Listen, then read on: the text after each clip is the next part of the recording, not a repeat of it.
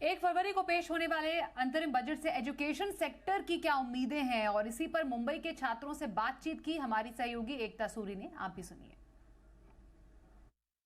Students देश का भविष्य है।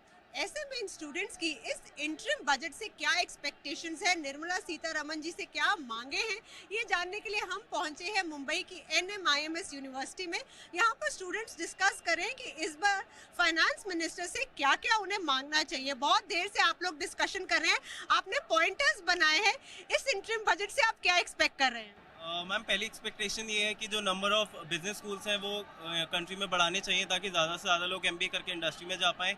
एंड दूसरा ये है कि जो बच्चे फॉरेन यूनिवर्सिटीज़ में पढ़ रहे हैं वो इंडिया से फ़ीस पेमेंट करते हैं, तो जो एक्सचेंज रेट चार्जेस जो बैंक्स लगाते हैं उस पर गवर्नमेंट को कुछ करना चाहिए, वो ख़त्म करना चाहिए। So research should be incentivized and the government should start programs so that the workforce can be taught about how to use AI as tools, ताकि जो इंडस्ट्री 4.0 से challenges आएंगी, opportunities आएंगी, the workforce will be well equipped to tackle that. I think कि education loan एक काफ़ी एक important point बन जाता है, बिकॉज काफ़ी एक्सपेंसिव होता है बाहर जाके एजुकेशन लेना, या फिर इंडिया में भी कोई सर्टिफिकेट कोर्स है उनका कॉस्ट काफ़ी ज़्यादा है।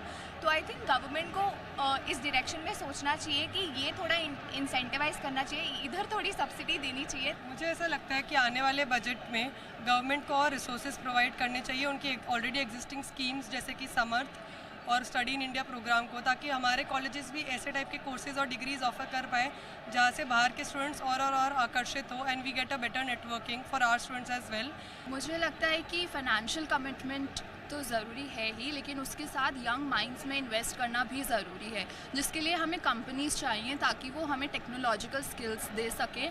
बट उसमें हैवी टैक्स जो है कंपनीज पे टू प्रोवाइड एजुकेशनल सर्विसेज वो बहुत है।